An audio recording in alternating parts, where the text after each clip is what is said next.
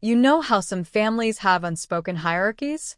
The golden child who can do no wrong, and the one everyone quietly dismisses? That was me and my brother, Dylan. For most of my life, I was the quiet one, the one who never fought back, never argued, and never got credit. But that changed the night of Thanksgiving, when Dylan leaned across the table, smirked in front of everyone, and said, "You'll always be under me, Ava." He didn't know who actually owned the company he worked for. My name is Ava Reynolds, I'm 31 years old, and for most of my life, I was treated like a background character in my own family story. My brother, Dylan, was the star. He was 2 years older than me, tall, confident, and every bit the golden child my parents bragged about at every family gathering. When he made varsity in high school, they threw a party. When I got into MIT, they said, "Oh, that's nice, dear," and went back to talking about his football scholarship. I learned early that attention in our house wasn't given. It was earned through arrogance. Dylan was loud and charismatic. I was quiet and analytical. He thrived on being seen. I thrived on being underestimated. But there's a difference between humility and being invisible, and for years, I let them treat me like I didn't exist. When I graduated from MIT, I didn't come home for Thanksgiving or Christmas. I threw myself into work, engineering, research, startups. I was good at what I did, but I never bragged about it. I didn't need validation anymore. Or at least, that's what I told myself. Then came the startup. 2 years ago, I co-founded a small tech firm specializing in adaptive AI software for logistics companies. It started as a garage project, just me and my college roommate, Zoe. We'd sit cross-legged on the floor, surrounded by energy drinks and white bards, coding late into the night. We had one goal: build a system that could predict supply chain issues before they happened. It was niche, but the tech world loves a good disruption. And we disrupted hard. Within a year, we had angel investors calling us, and within 2, a private equity firm made an offer to buy us out. I didn't tell my family about any of it. Not because I was hiding it, but because I knew exactly what they'd say. "That's nice, Ava, but what does Dylan think?" So when I was invited back home for Thanksgiving last year, after 5 years away, I almost said no. But my mom called and said, "Please, sweetie, it's been too long. Your brother will be here, and he wants to see you." That last part made me laugh. Dylan wanted to see me?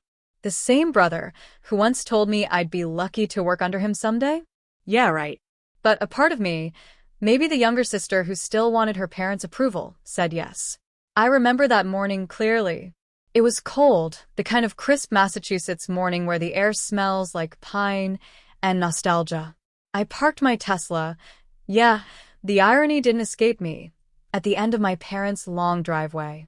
Their colonial-style house looked exactly the same. Too perfect, too symmetrical, like time hadn't touched it. I could already hear laughter from inside.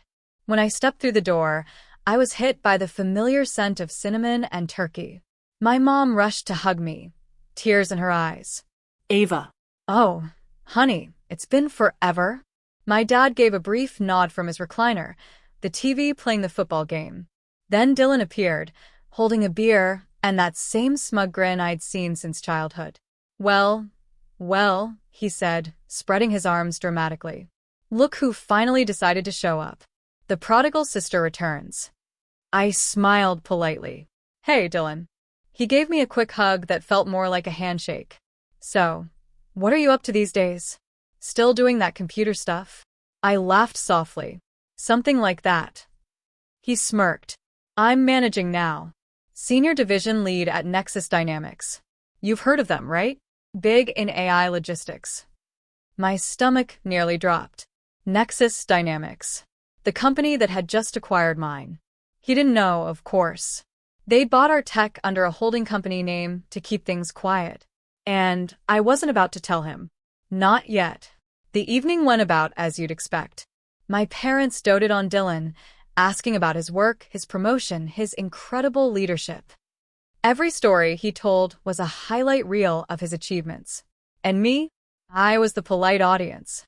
The ghost at the table. Then came the moment, the one that burned itself into my memory. Dinner had just ended. The table was littered with wine glasses and dessert plates. My dad leaned back, proud, and said, "We're just so lucky to have two successful kids. Dylan leading his company, and Ava doing her tech thing." Dylan chuckled. "Yeah, Dad, but let's be honest. Ava works hard, sure, but she'll always be under people like me. Not everyone's cut out to lead." The room went quiet. My mom laughed awkwardly, trying to defuse the tension. "Oh, Dylan, don't be mean." But I saw it, the smirk. The way he said under me like it was gospel. Like I was born beneath him. And for the first time in my life, I didn't swallow it. I looked him right in the eye and said, "You might be surprised how wrong you are." He raised an eyebrow, amused. "Oh, you planning to apply at Nexus someday? I can put in a good word." I smiled. "Thanks, but I already work closely with them." He didn't even process what I meant. He just nodded, self-satisfied. And, in that moment, I decided something. I wouldn't correct him. I wouldn't explain. I'd let reality do that for me. A few weeks later, it did. When Nexus Dynamics' internal announcement went live, naming Ava Reynolds as one of the new majority stakeholders after a major acquisition, I can only imagine Dylan's face. My phone buzzed with missed calls, texts, even a voicemail from my mother saying, "Honey, did you really buy your brother's company?" But that came later. Back at that Thanksgiving table, I sat in silence, smiling faintly as he talked about his team, his vision, and his next promotion. And in that silence, I felt something shift inside me. Not anger, not even pride. Just clarity. I had spent years letting them define me by their limited view. But I wasn't under anyone anymore. I had built something they couldn't see, couldn't control, and couldn't diminish. That night, as I drove back to my apartment, snow beginning to fall in soft white streaks across the windshield, I realized the power of staying silent, not as submission, but as strategy. Because sometimes the loudest revenge is success they never saw coming. When I woke up the morning after Thanksgiving, my phone was full of notifications. Emails, messages, a few calls from unknown numbers. I rubbed my eyes, assuming it was the usual post-holiday work chaos. But then I saw one from Nexus Dynamics' internal communications thread. Subject line: Ownership Disclosure Update, Strategic Announcement. For a second, I just stared at it. My heart did that weird, heavy thud it does before reality sinks in. When I clicked it open, there it was. My name, Ava Reynolds, listed as one of the company's new majority stakeholders following the successful acquisition of Quantum Flux Technologies, the small, scrappy startup I'd built from the ground up. The email was brief, professional, and public to every employee. A neat line that tied together years of sleepless nights, coding marathons, and quiet ambition. And right under it, my brother's name appeared on the internal directory, a mid-tier manager under the logistics division. I didn't mean for it to feel poetic, but it did. I could almost picture his face when that email hit his inbox. Dylan, always the loudest voice in any room, always sure of his dominance, finally reading something that would flip his entire perception upside down. It wasn't revenge, I felt at first. It was relief. Pure, quiet, trembling relief.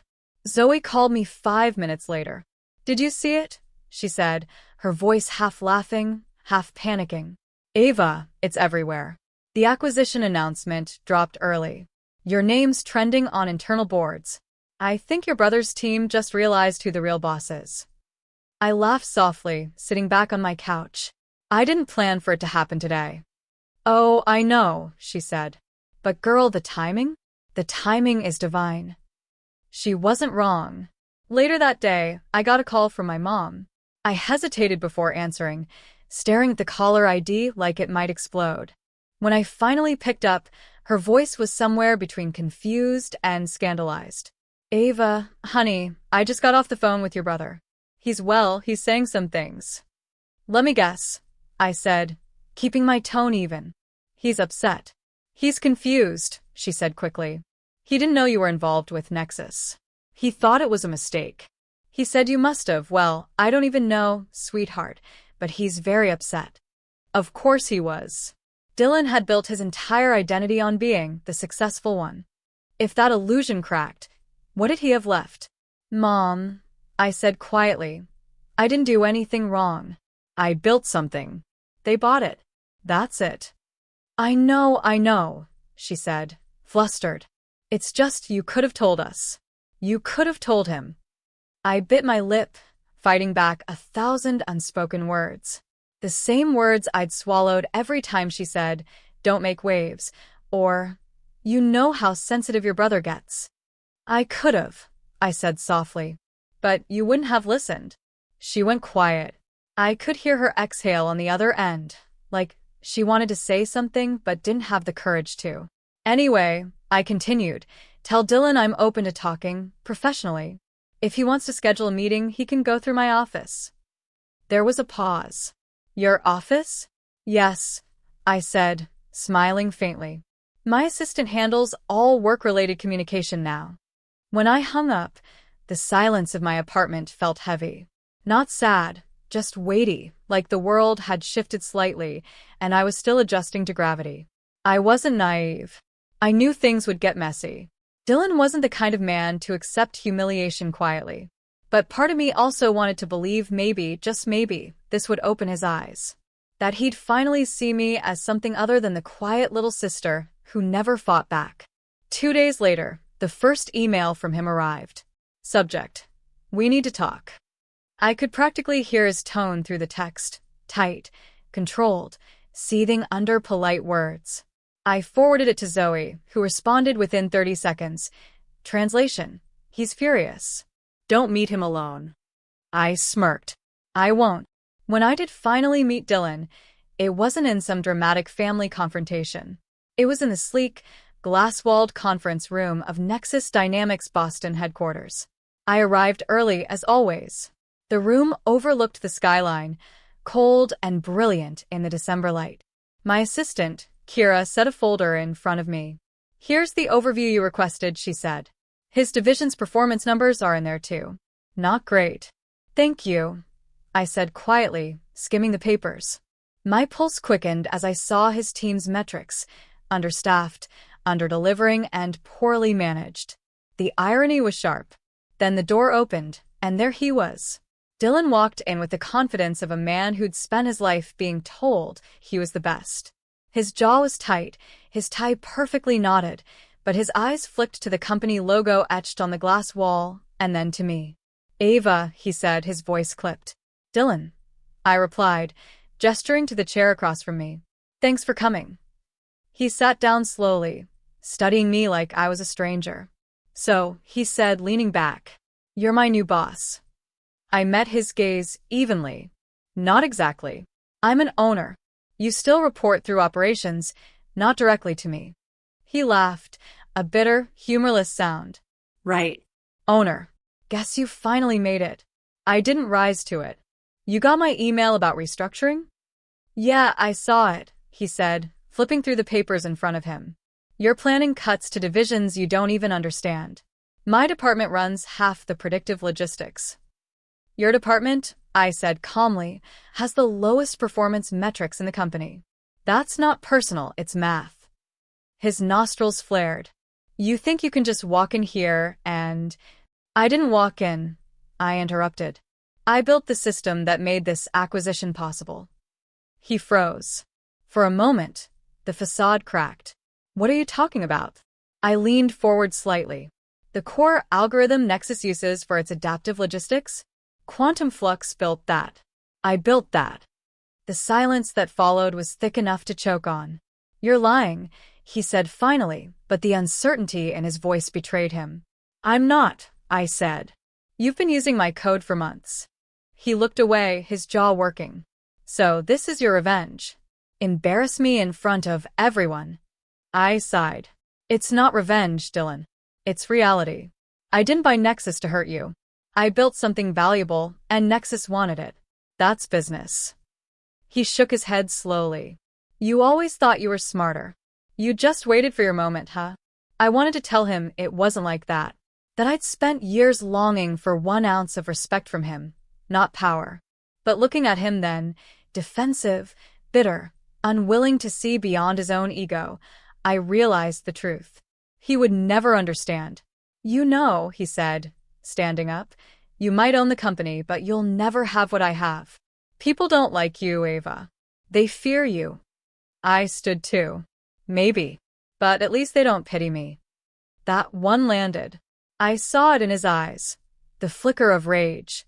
The humiliation. He left without another word. When the door shut behind him, I sank back into the chair, exhaling for what felt like the first time in weeks. My hands trembled slightly.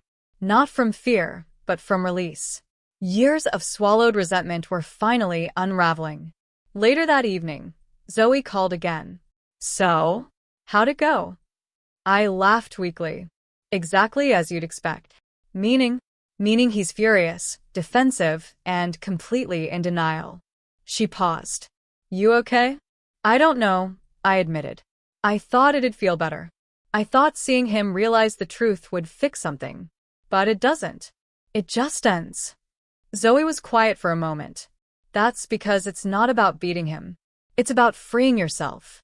I looked out the office window then, the city glittering below like 1,000 tiny sparks of possibility. For the first time, I let myself feel it. The weight, the victory, the ache. My brother might never respect me. My parents might never understand me. But I'd stopped needing their permission to exist. And somewhere deep down, under the ache, that realization felt like peace. For the next few weeks after Thanksgiving, I tried to shake it off. I told myself that family pride sometimes comes with arrogance, that maybe Ryan didn't mean it the way it sounded. But every time I replayed his words, "You'll always be under me," I felt them scrape against my chest like broken glass. Work became my refuge. As the marketing manager, I had my own office, a small team, and a growing list of clients who actually respected my vision. But even there, Ryan's presence loomed. He wasn't technically my boss. Our company was owned by a quiet investor who preferred to stay behind the scenes, but Ryan acted like the king of the castle. He strutted through the halls with that smug grin, shaking hands with clients I'd secured, taking credit for campaigns I'd led. It was infuriating, but I stayed calm. I needed to, because what no one knew, not even Ryan, was that the company he bragged about running was in fact mine. Well, not completely. Not yet. I'd been in the shadows since the beginning, investing every cent I'd saved after college into the firm when it was just a risky startup. My silent business partner, Mr. Kingston, had been the public face for years. He was older, brilliant, and he'd seen potential in both Ryan and me. When he retired, he'd quietly passed his shares to me, without telling anyone, at my request. I wanted to build credibility on my own before revealing the truth. I never expected my brother would make that secrecy feel like a curse. It wasn't just his words at Thanksgiving. After that dinner, he started calling meetings behind my back. I'd show up late to a team sync and find decisions already made, budgets reassigned, clients shifted, plans rewritten. Just streamlining the process, he'd say with a smirk. He wanted control. Over the company, over me, over everything. One afternoon, I was sitting at my desk reviewing quarterly projections when I overheard him in the hallway. His voice carried, loud and full of that smug confidence I'd come to dread. I told Dad she'd never have the backbone for leadership, he laughed. She's a people pleaser. Always has been. Marketing's a soft department anyway. Let her play with her little slogans. My stomach twisted. He didn't see me when I stepped out of my office. But the look on his face when I said, "You might want to lower your voice, Ryan," was priceless. He turned, feigning surprise. "Oh, hey, Emma. Didn't see you there." Clearly. "You know I was just joking, right? You take things too seriously." Maybe because I take my work seriously, I shot back. "You might try it sometime." For a second, I saw something flicker in his eyes. Something dark, resentful. He hated being challenged, especially by me. But I wasn't done. "That pitch you gave to Callahan Group last week," I said. "The one you said you closed? I was the one who brought them in. You used my deck." He shrugged. "It's a team effort. We're family, remember?" And then he walked away just like that, leaving me standing there in the middle of the hallway, my heart hammering in my chest. That night, I sat alone in my apartment, staring at the city lights through my window.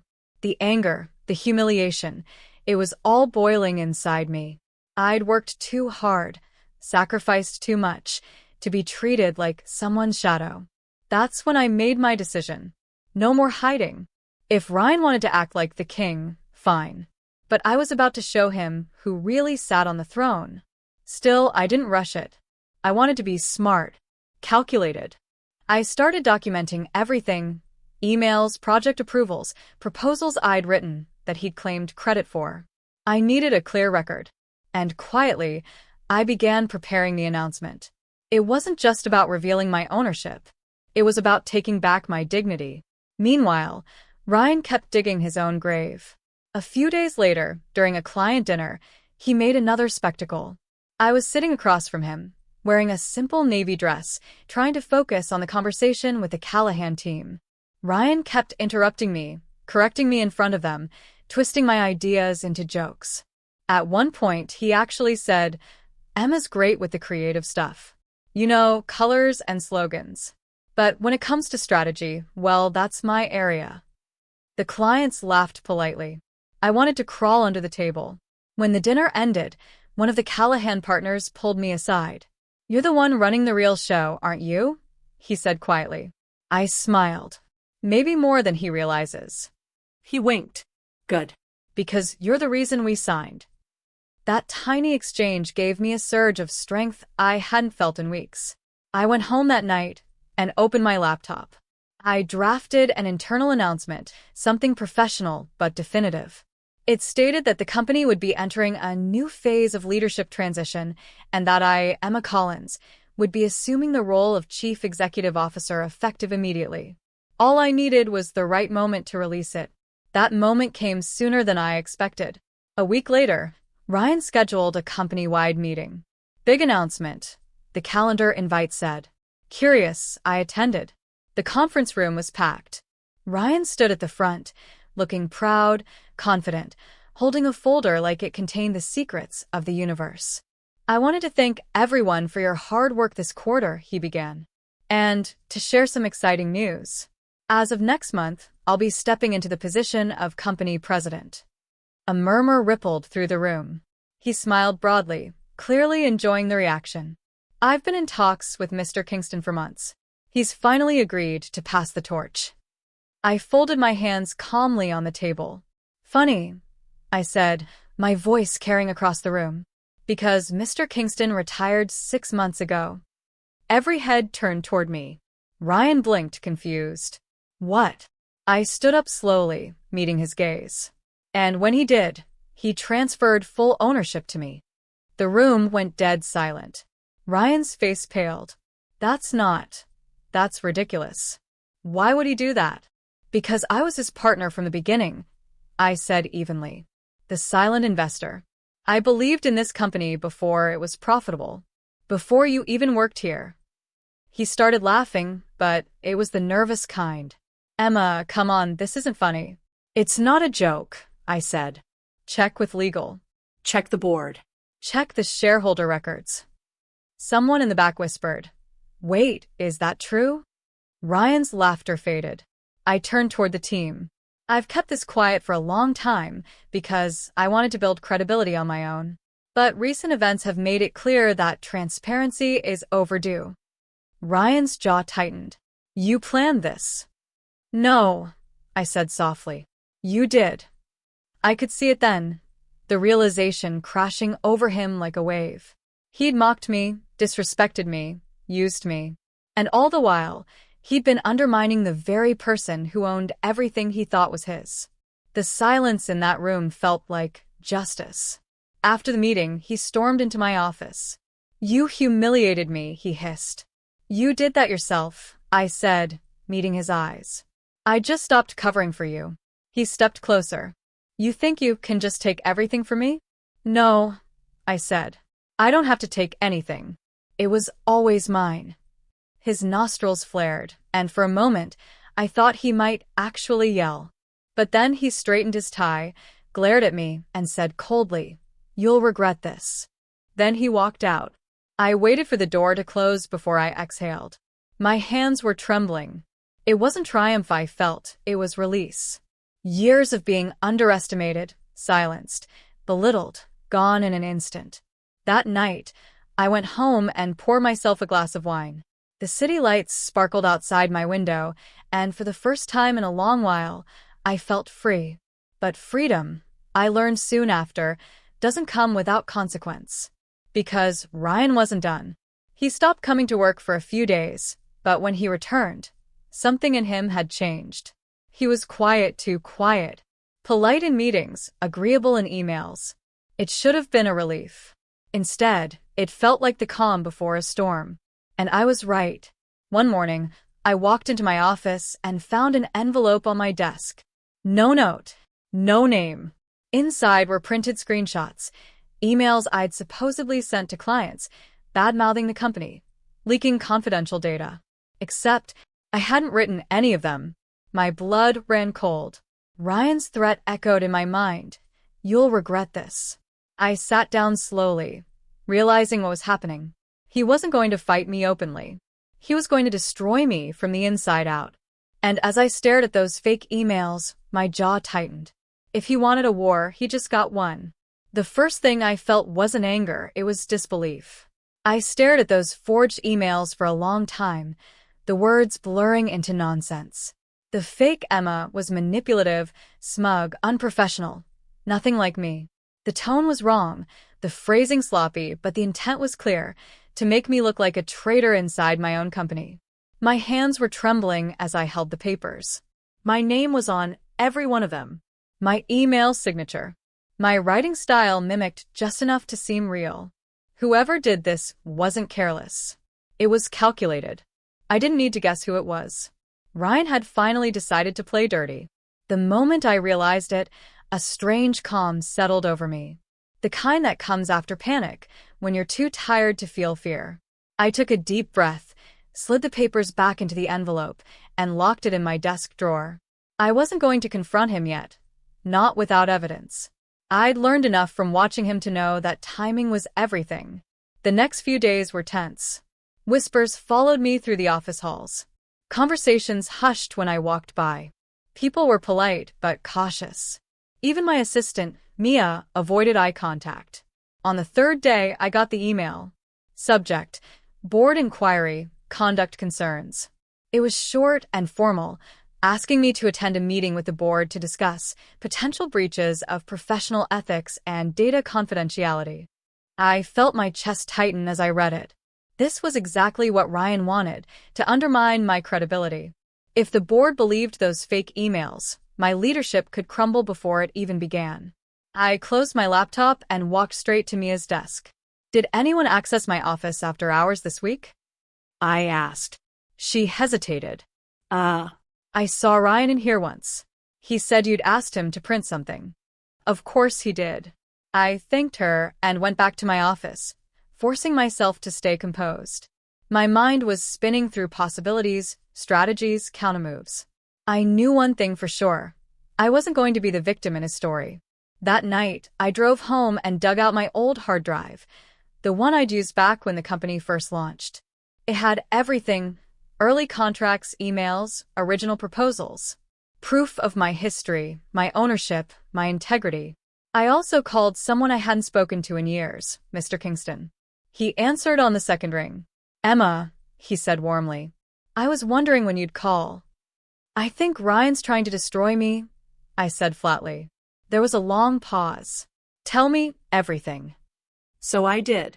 Every insult, every lie, every move he'd made since Thanksgiving. When I finished, Mr. Kingston sighed. I always knew he was ambitious, but I didn't realize how cruel he could be. Listen to me, Emma, you built this company. Don't let him steal what you earned. I won't, I said. But I need your help. You'll have it. Whatever you need. By the next morning, I had a plan. Step 1. Prove the emails were fake. Step 2. Expose Ryan for who he really was. It started small. I quietly asked IT to review recent logins and server access tied to my account. I framed it as a routine audit. Within hours, they found irregularities, late-night access from a device not registered under my credentials. When I asked which device, the technician looked uneasy. It was Ryan's workstation. There it was. Proof. But I didn't use it yet. I wanted the board to see the full picture before I dropped the final hammer. The following Monday, I walked into the boardroom. The atmosphere was stiff and formal, the way it always was when scandal hovered in the air. Ryan sat at the far end of the table, looking calm, collected, even sympathetic. He'd probably convinced them he was the concerned brother just trying to protect the company. "Thank you for joining us, Emma," the chairwoman began. "We've received some concerning communications, emails allegedly from your account, that raise questions about professional integrity." Ryan cleared his throat softly, like he didn't want to interrupt, but had to. "I was heartbroken when I saw them," he said smoothly. "I didn't want to believe my sister could say those things." My jaw tightened, but I kept my face neutral. "And yet, here we are." He nodded, feigning sadness. "It's not about blame. It's about transparency." I turned to the board. "I agree completely. Which is why I brought something you'll want to see." From my folder, I slid a series of documents across the table. These are server access logs from our IT department. As you'll see, the emails in question were sent from a different device, one not registered under my credentials. The chairwoman frowned and adjusted her glasses. "Who accessed your account?" I looked straight at Ryan. "My brother." A ripple went through the room. Ryan's eyes widened, but only for a second. "That's absurd. Anyone could spoof a login. Maybe it was someone trying to frame me." I leaned forward slightly. "Then maybe you can explain why those same emails were drafted using your account recovery token. The one only you have." The color drained from his face. Silence. The board members exchanged looks. One cleared his throat awkwardly. "This is serious." Ryan stammered, "You can't possibly believe." "I don't need them to believe anything," I said, my voice steady. "The evidence speaks for itself." He opened his mouth again, but the chairwoman raised a hand. "That's enough. We'll review this immediately." I stood up slowly. "Thank you for your time." Then, meeting Ryan's eyes one last time, I added quietly, "You told me I'd always be under you. Guess you were wrong." I left before he could respond. Outside the boardroom, I exhaled for the first time in hours. My hands were shaking again, but this time it was from adrenaline, not fear. Still, I knew it wasn't over. Men like Ryan didn't give up easily. And I was right. Later that week, he cornered me in the parking lot. The sun was setting, streaking the sky in red and gold. He looked disheveled, tie loosened, hair a mess. "You think this is over?" he hissed. "You embarrass me in front of everyone." "No," I said evenly. "You embarrassed yourself. You took everything from me." I took a step closer. "You had everything because of me. And you threw it away." For a moment he looked almost lost. "I just wanted respect," he muttered. "You were always the favorite. The golden child. I worked my ass off to prove I was better." My anger softened just slightly. "You didn't have to prove you were better, Ryan. You just had to be decent." He stared at me, eyes hard. "You'll regret this. You think the board will keep you forever? They'll turn on you too." And then he walked off, leaving me alone in the fading light. That night, I sat in my apartment again, sipping tea instead of wine this time. I replayed everything in my head. Our childhood, our rivalry, that Thanksgiving dinner. I wondered when admiration had turned into resentment for him. But even as I thought about it, I realized something. I wasn't angry anymore. Not really. I was tired. Tired of proving myself to people who never saw me for who I was. Tired of waiting for validation from the ones who tore me down. The next morning, I sent a company-wide email, short, professional, and final. Subject: Leadership clarification effective immediately. Ryan Collins will no longer be affiliated with the company in any capacity. We wish him the best in his future endeavors. Within minutes, replies flooded in. Messages of support, relief, gratitude. And just like that, the storm passed.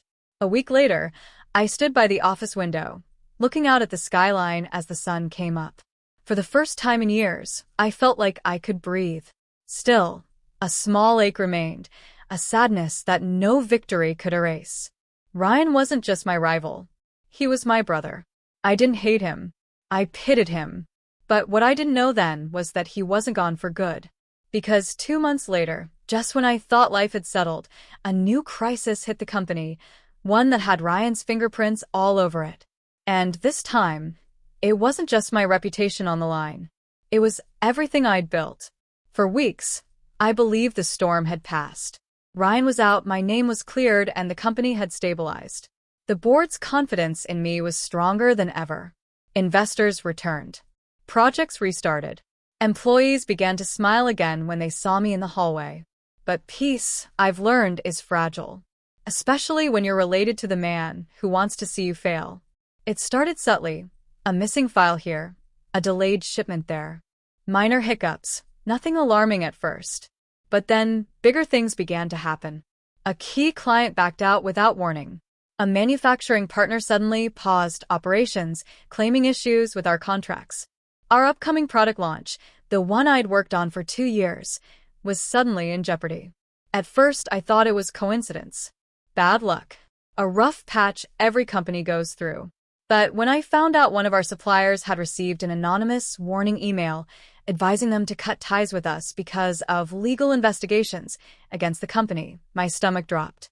The email was sent from an encrypted account. But the writing style? The tone?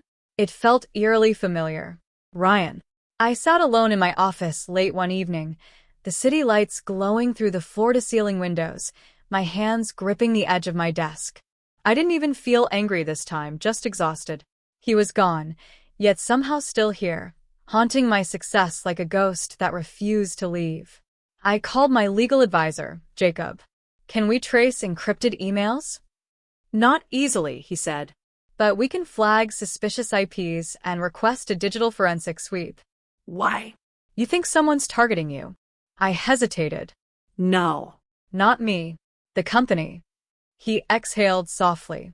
Emma, you've already been through hell. Whoever's doing this wants a reaction.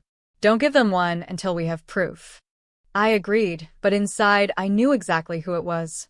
That night, I drove to my parents' house. It was late, but the lights were still on. Mom was in the kitchen, humming softly as she stirred a pot of soup. She looked up, surprised. Emma? Sweetheart, what are you doing here? I just needed to see you, I said, managing a small smile. Dad joined us a few minutes later, his face lighting up the way it always did when he saw me. How's my CO doing? He joked. Trying to stay afloat, I said lightly. We sat at the table together, and for a moment, I let myself feel normal. The warmth of the house, the smell of soup, the sound of the clock ticking. It felt safe, familiar. But then Dad asked the question I'd been dreading. Have you talked to your brother? I froze. No. Why? He sighed. He came by last week. Said he was trying to get back on his feet. Sounded lost. Lost. I repeated, bitterness creeping in. He's not lost, Dad. He's destructive. Mom gave me a sympathetic look. He's still your brother, Emma. Yeah, I said quietly. And that's exactly the problem. They didn't argue. They never did when it came to us. But I could tell they were hoping, praying, that somehow we'd reconcile. When I left their house that night, I knew something they didn't. Forgiveness only works when the other person wants to change. Ryan didn't. 2 days later, my fears were confirmed. A journalist emailed me, asking for comment on rumors about unethical practices at my company. Attached was a draft of an upcoming exposé, complete with quotes from a former insider who accused me of falsifying financial data and mistreating employees. My vision blurred as I read it. Every accusation was a lie, but each one was twisted just enough to sound believable. The journalist had included one more thing: screenshots of supposed text exchanges between me and a vendor. They were faked, of course, but they were convincing.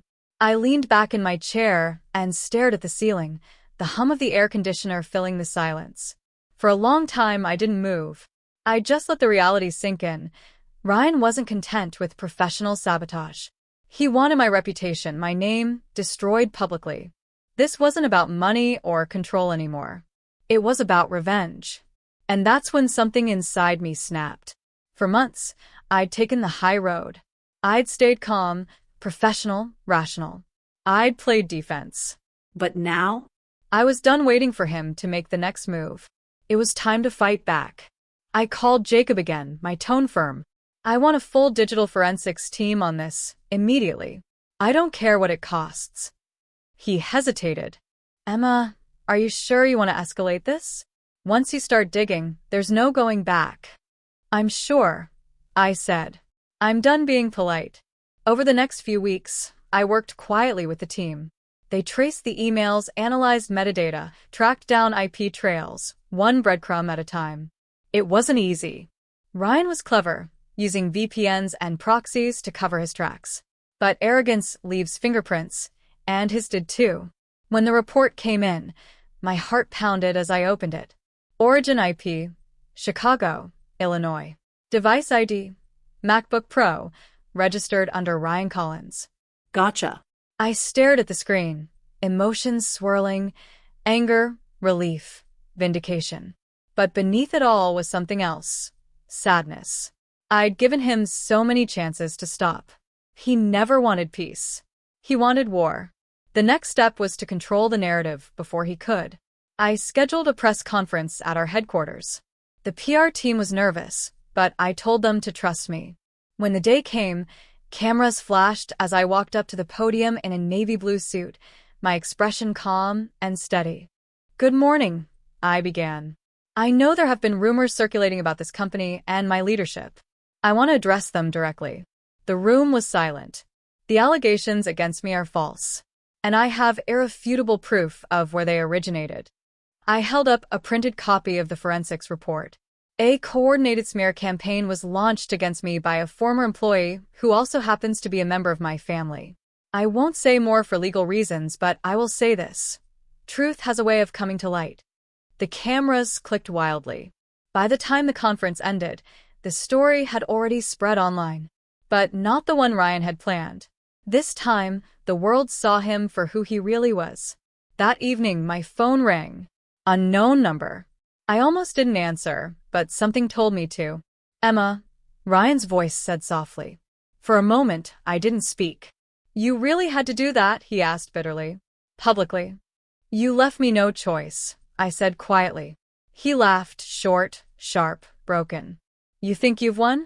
You've only made me look like a fool. Ryan, I said gently, you did that yourself. There was silence on the line. Then, unexpectedly, his voice cracked. I never wanted to hate you. I just couldn't stand being second.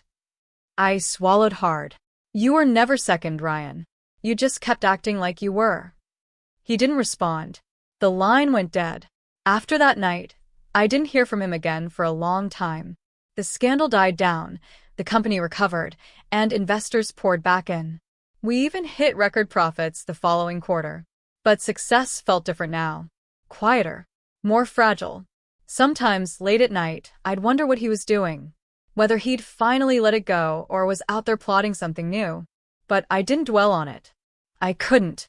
I had people depending on me and a company to protect. Still, life has a cruel sense of timing. About 6 months later, I was walking into a charity gala, one of those sleek, glittering events where everyone pretends to be kinder than they are, when I froze. Across the room, standing near the champagne bar, was Ryan. He looked different. Older, thinner. His eyes had lost that sharp, hungry glint. For a brief second, our gazes met. Neither of us smiled. Neither of us looked away. He raised his glass slightly, a gesture halfway between acknowledgement and apology. I gave the smallest nod in return. No words. No confrontation. Just two siblings who had burned too many bridges to rebuild them. And yet, as I turned to walk away, a strange peace settled over me. Because for the first time in years, I realized I didn't hate him anymore. I pitied him. He'd spent his life chasing power, and in the end, lost everything that mattered. But I still had what he never understood, self-respect. And I wasn't done yet, because the world had seen me survive him. But soon, they'd see me rise. I didn't sleep much that night. My mind replayed the look on Brian's face when I'd said, because I own the company. It wasn't satisfaction that kept me awake. It was a strange mix of grief, disbelief, and a gnawing sense that years of bitterness couldn't be undone with one shocking revelation. The truth was out, but that didn't heal the past. The next morning, my phone was flooded with messages, co-workers, investors, even old college friends who had heard whispers about the dinner. News in our family traveled faster than wildfire. I ignored most of it, except for one text from my mom. "Call me when you can. Please." I hesitated for a long time before dialing. When she answered, her voice was trembling, softer than I'd ever heard it. "Sarah, what you said last night. Is it true? About the company?" "Yes, Mom. I've been a majority owner for 2 years now." She was quiet for a moment. "You bought it from your father?" "Not exactly. I built my own firm first, one that became essential to his supply chain. When he wanted to retire, I made an offer. I just didn't want Brian to know until I was ready." A long silence followed. Then, quietly, "You were always the quiet one. We thought you didn't want the spotlight." "I didn't," I said, my throat tightening. "But I also didn't want to be invisible." Mom sighed, a deep, heavy sound that carried years of regret. "Your father and we didn't mean to make you feel less than. We just thought Brian needed more guidance. You were always independent. Maybe too independent." Her words hit me harder than I expected. I wanted to tell her how independence was the shield I'd been forced to grow. But instead, I just said, "I know." Before we hung up, she whispered, "I'm proud of you, Sarah. Even if your brother isn't." I sat on the edge of my bed after the call, staring at the sunlight bleeding through the curtains. Her words should have brought comfort, but all I felt was the weight of a fractured family, one I didn't know how to put back together. By mid-morning, I was back in my office downtown. My assistant, Nora, greeted me with a knowing smile. "You're trending on LinkedIn," she said, half amused. What? She spun her laptop toward me. There it was, a post from one of our partners. "When you underestimate a quiet leader, you often end up learning who truly runs the show. Sarah Bennett, you're an inspiration." I groaned, rubbing my temples. Great. "Just what I needed." Nora smirked. "For what it's worth, your staff loves it. They're proud." "Let's just keep the focus on work," I said. But deep down, I couldn't deny it. Part of me liked that people finally saw me. The day blurred into meetings, numbers, and reports. Yet beneath it all, my thoughts kept drifting back to Brian. I hadn't heard from him since that night. I told myself it didn't matter, that I owed him nothing. But when you've spent your whole life craving someone's respect, silence feels heavier than anger. Late that afternoon, as I was packing up to leave, there was a knock on my office door. I looked up and froze. Brian stood there. He looked nothing like the confident man from Thanksgiving night. His tie was crooked, his eyes bloodshot, his expression unreadable. "Can we talk?" he asked quietly. I motioned toward the chair across from my desk. "Sure." For a moment, neither of us spoke. The hum of the air conditioner filled the space between us. He finally said, "I didn't come here to fight." "That's a first," I said, a little sharper than I meant to. He flinched, but didn't retaliate. I deserved that. Probably more. I leaned back, crossing my arms. "So, what do you want, Brian?" He stared at the floor. "An explanation. I mean, how long have you been running things? Why didn't you tell me? Would you have listened?" His lips parted, but no words came. I continued. "Every time I tried to contribute, you dismissed me. Every idea, every suggestion, you laughed it off. You made sure everyone in the family saw me as the soft one. So I stopped trying to prove myself to you and started building something on my own." He looked up at me then, his eyes shining with something I hadn't seen before, remorse. "You're right. I was arrogant. I thought you were playing small because you didn't have what it took. Turns out I was the one afraid." Afraid of what? Of losing the spotlight, of being outdone by my little sister. The confession hit me harder than any insult he'd ever thrown. "I'm sorry," he said quietly. "Not just for Thanksgiving. For all of it. The jokes, the comments, the years I made you feel less than." I wanted to believe him. But old wounds don't close that easily. You can't just apologize and make it go away. I know, but I had to say it. I looked at him, searching for insincerity, and found none. For the first time, he looked human, vulnerable. He cleared his throat. Dad used to tell me, "Keep an eye on Sarah. She'll surprise you one day." I guess he was right. Something in my chest softened. I hadn't expected this quiet humility from the man who once told me I'd always be beneath him. I stood and walked to the window, staring down at the city lights flickering below. Brian, I didn't buy the company to humiliate you. I did it because I love this business. Because I believe in what Dad built. I wanted to protect it. He nodded slowly. And you have. Better than I ever could. For a long time, neither of us spoke. The distance between us, years of rivalry, pride, and resentment, felt thinner, like maybe we were both tired of carrying it. Finally, he stood. I don't expect forgiveness overnight. But if there's a way to work together again, I'd like to try. I turned to face him, my voice soft but steady. We'll see. Let's start with respect. He gave a small, genuine smile. Deal. After he left, I sat back at my desk, stunned. I'd imagined this moment 1,000 different ways, screaming matches, tears, bitter words. But not this. Not peace. That night, I went home, poured myself a glass of wine, and sat on the couch with my laptop. I opened the folder labeled Legacy. Inside were files about the company's next expansion, one I'd planned to announce after the holidays. But now, for the first time, I wondered if Brian should be part of it. Maybe this was what growth looked like, not revenge, but restoration. The phone buzzed. A message from Brian. Thanks for hearing me out. And for being better than I ever was. I smiled faintly, setting the phone aside. Maybe he really was trying.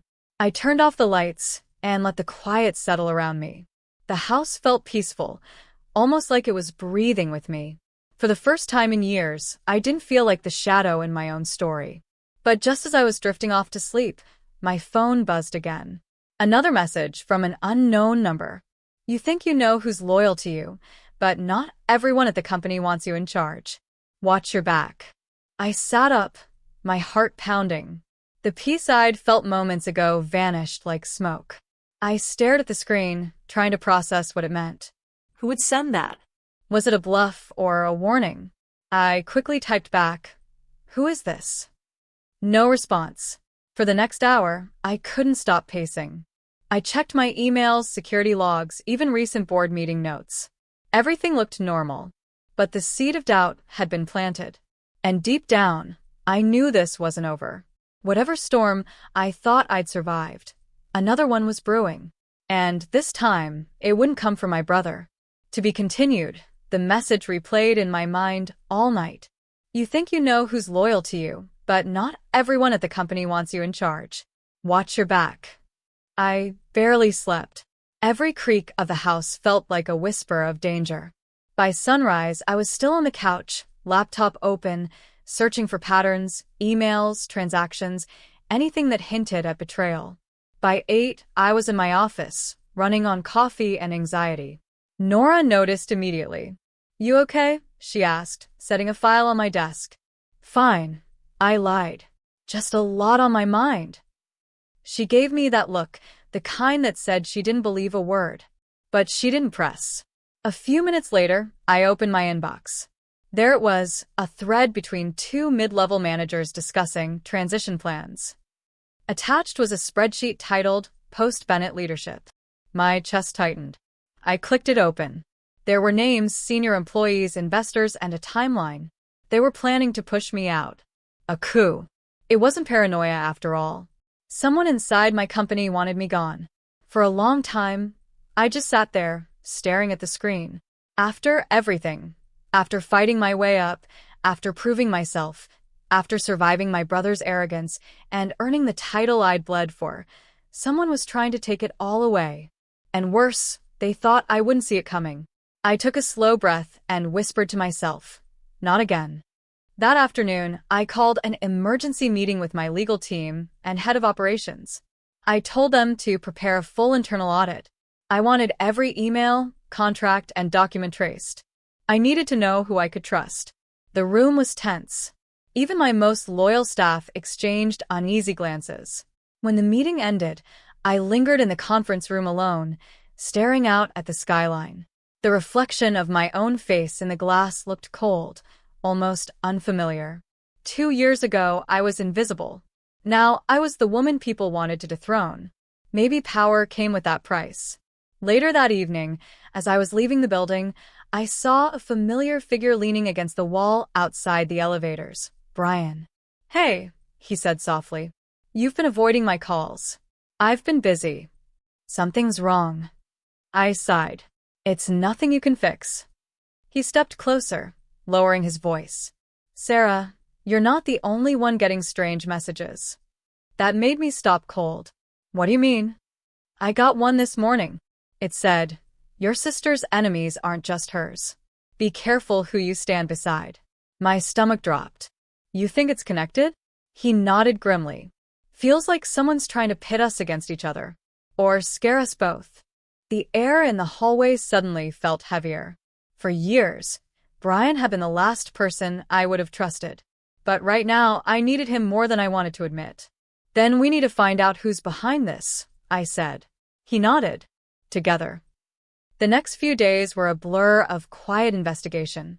I met with IT security, finance heads, even a few old contacts who owed me favors. Slowly, a picture began to form.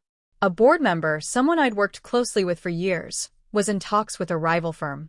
They'd been leaking information, manipulating numbers, trying to make my leadership look unstable.